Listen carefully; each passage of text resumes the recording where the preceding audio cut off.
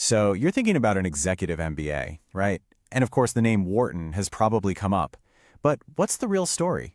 What does it actually take to get in, and what's it like once you're on the inside? Well, that's exactly what we're going to do today.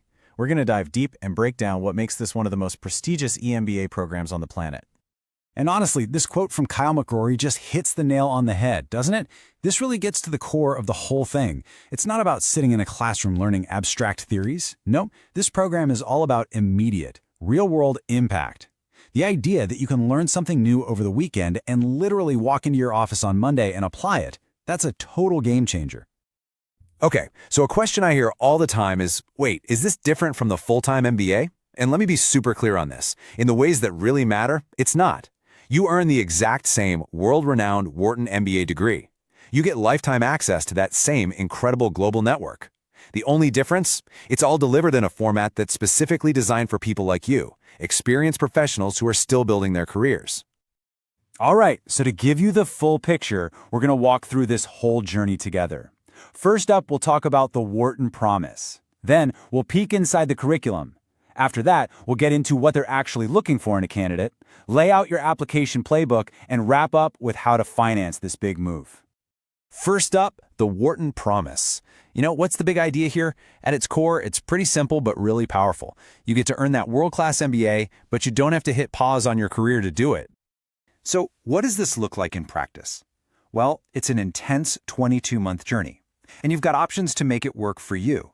You can choose the classic Philly campus experience, dive into the tech scene in San Francisco, or join the super flexible global cohort. And when you're done, you become part of this absolutely huge global network of over 106,000 alumni. That's some serious firepower. Okay, let's get into the nitty-gritty, the curriculum. What are you actually going to be learning during those 22 months? And what's really cool about it is this dual personality it has. It's incredibly rigorous, no doubt about it, but at the same time, it's also surprisingly flexible. Think of it like this. Your first year is all about building that solid foundation with a powerful core curriculum. But then, the second year, that's when things really open up. A huge chunk of your time is dedicated to electives. And we're not talking about a handful of choices here. There are over 130 options, so you can really customize your degree and focus on what matters most for your career. And that core curriculum, it's really built on two main pillars. Think of it as the left brain and the right brain of business. On one side, you've got leadership essentials. This is all about honing those crucial soft skills, persuasion, communication, ethical leadership. Then, on the other side, you have the analytic foundations. This is where you really sharpen your quantitative skills, diving deep into things like microeconomics and data analysis. And it doesn't stop there. The learning absolutely explodes beyond the classroom walls. There's a required Global Business Week, which is an incredible opportunity to go abroad and tackle real business problems on the ground. Plus, if you want to go even deeper, you can pursue a full-on major in something like finance, or get a specialized concentration in a hot field like business analytics or healthcare. All right, so we've covered what the program gives you. Now, let's flip the script. What is Wharton looking for in you? Let's dive into what makes a strong applicant profile. Okay, let's just get the big number out of the way, shall we? The average GMAT score is a 716. Yeah, that's a pretty hefty score. Now, they do accept the GRE and the executive assessment too, but that 716 gives you a really clear idea of the academic horsepower in the room. It basically tells you that everyone there is ready to handle a seriously tough, data-driven curriculum from day one. And look, Wharton knows that people's quant skills can get a little rusty. That's totally normal. But it also means that dedicated prep is absolutely non-negotiable.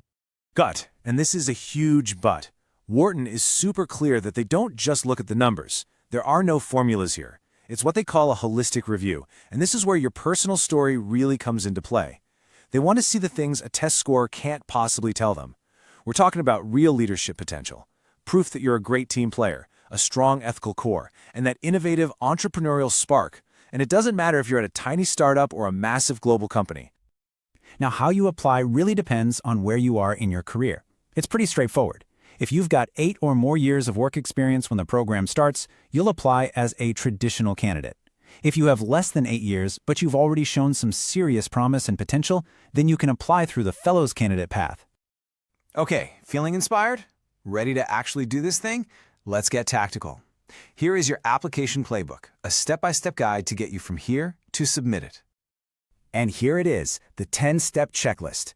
This covers the whole shebang. You've got the online application, that all-important sponsorship form, a strong letter of recommendation, your resume, your transcripts, those 2 big essays we'll talk about in a sec, test scores, the works.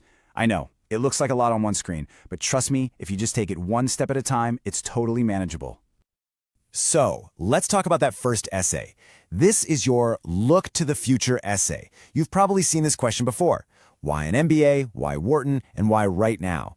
What they're really looking for is a story that makes sense. A clear, ambitious vision for your career where Wharton isn't just a nice-to-have, but the absolute essential next step to get you there. Then you have the second essay, and this one completely flips the script. It's not about what you're going to get from Wharton, it's about what you're going to give. The whole program is built on teamwork and collaboration. So they want to know, what unique stuff are you bringing to the table? How are your experiences from your job, your life, your background going to make the classroom a richer, better place for everybody else? And of course, you need to know the deadlines. So if you're aiming to start in May of 2026, you've got 2 shots. Round 1 is October 15th, 2025, and round 2 is January 14th, 2026.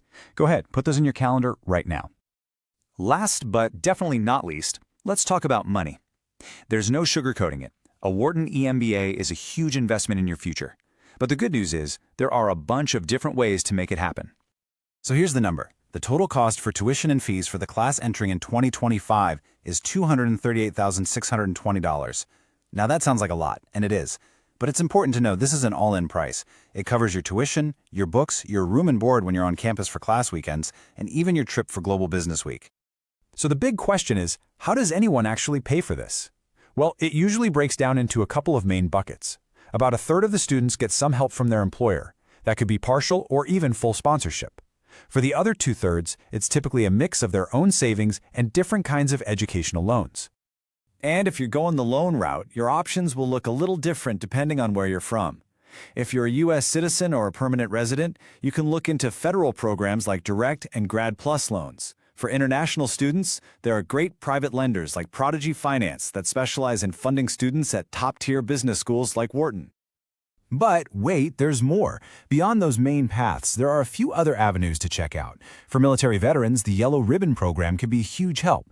If you're planning to go into public service after you graduate, there's a loan forgiveness fund for that. And here's a great tip. Wharton automatically considers you for a number of fellowships just based on your application. You don't even have to fill out a separate form.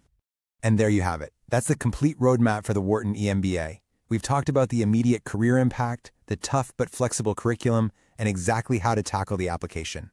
Look, it is absolutely a demanding path, there's no question about it, but it's also designed to be completely transformative. So we've laid out the map for you. The only real question left is, what's your next chapter going to be?